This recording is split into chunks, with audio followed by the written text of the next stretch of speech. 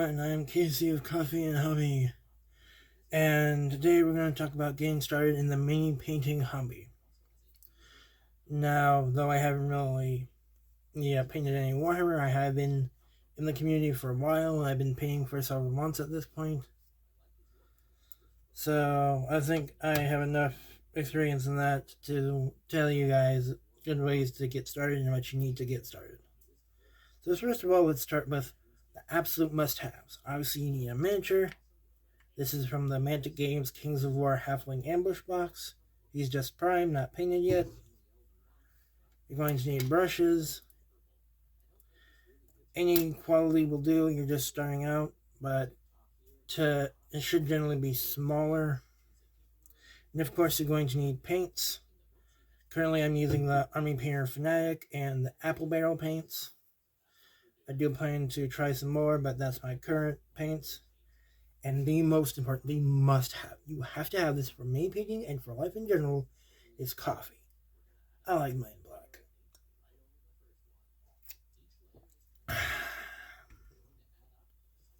So, what's a good starter pack to go with? Because that you shouldn't try to go for smaller starter packs. You don't have to, but I recommend it because generally they're good bundle things that give you a good bit of a deal. The one that I started with and the one that I recommend is the Army Painter Fanatics starter set. It comes with 10 paints, including 2 metallics, a brush and primer, and a wash, which the wash is something you're probably going to wait till you get a bit more practice to use, but is nice to have. And it also comes with a miniature, but I don't have that on me right now. I painted it up and gave it to my dad because he likes my art. He's very supportive of this stuff. But another thing it comes with that it doesn't advertise is a wet palette. The clamshell packaging, which this comes in, is the perfect base for a wet palette. Just add a couple sponges and paper towel or parchment paper, and boom, you have a wet palette. Not a necessity, nice thing to have. Okay. Oh, and I almost forgot to mention it also comes with 2 brushes. Good quality brushes. So, what else would you want to get? Well, that'd be obviously a brush cleaning cup. If you remember from school, if you're out of school, or if you're in school, you know you need to have a cup for cleaning your brushes. Now, you can really use any cup, and there are also specialty cups that have little bumps down the bottom to clean your brushes. Personally, I use a cut-in-half bottle of Powerade. And the reason for that is because it has bumps on the bottom. It's textured like those fancy purpose-made ones, but it is cheaper. If you have a Powerade bottle, just cut off on the middle cinch, and boom, you have a brush cleaning cup. I also recommend having a brush moistening cup, both for getting your brush moist and for thinning your paints. I just use this little Rabbies thing that I put a rock in for whatever reason. You don't need to put a rock in it, but that'll help you moisten the brush because brushes, they behave better when they're moist rather than fully solid. And you can also thin your paints that way. Personally, I use this to put some water in my paints to thin them, but more on that later.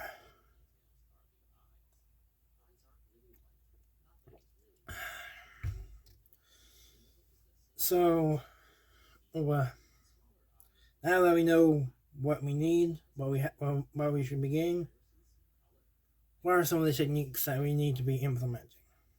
Well, first is thinning. You should always thin your paints. I will always emphasize this is thin your paints. This is because paints generally have a thicker, are thicker in general, and they can hide the smaller details and muddy up the figure. So you want to thin them so you don't cover up details, and so you can layer paints and still have previous layers be visible or adding to the overall look.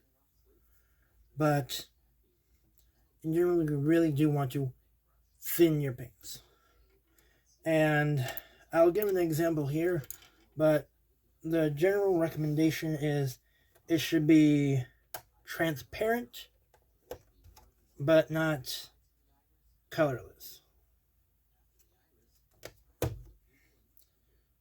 So you should be able to see the tint of your skin under it and the details of your skin. But it shouldn't be completely without color. Just clean my brush here a bit.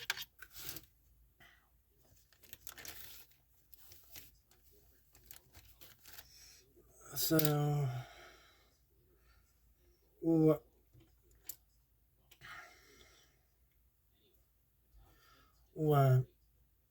another thing you do have to be, so let's see, alright, priming the miniature. Now, generally the primer will be fine as is. You might have to, probably have to thin a bit, especially if it's a brush-on primer. There's also a lot of thinner primers, like I have the Vallejo primer here. Pretty much is a much thinner primer, much more like milk, but that's because it's made more so for going through airbrushes, which is another thing entirely. And you should not be just immediately buying an airbrush as soon as you get started in this hobby. They're nice, but they're not a must-have.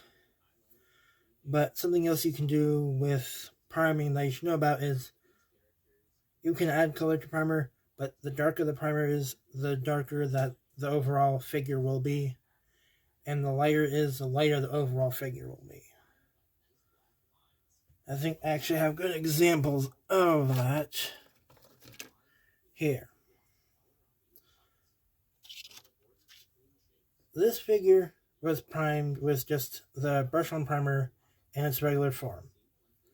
This figure was painted with a darkened version of the primer. You can see how that's darker, and this is lighter. The difference is that in head size has nothing to do with the paint, though. That's just me having to do some quick kit bashing to solve an issue. But anyways, you'll want to be cognizant of that. And adding metallics will make any mix that you make metallic. And in general, if you don't have a color, try using the colors that you have to mix it up, at least until you can get the color that you want. I'll see about including the links to my paint mix recipes in a comment on this video or in the description if YouTube lets me do it. And I would just also recommend experimenting. Experiment with colors, techniques, and all sorts of things. You'll see behind me I'm watching Goobertown Hobbies Getting Started playlist.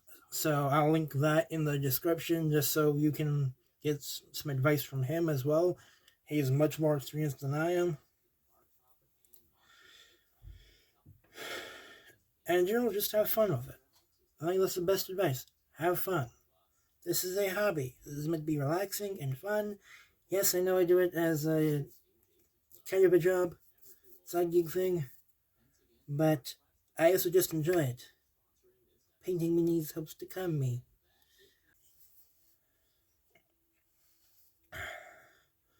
But in general, just have fun and enjoy it.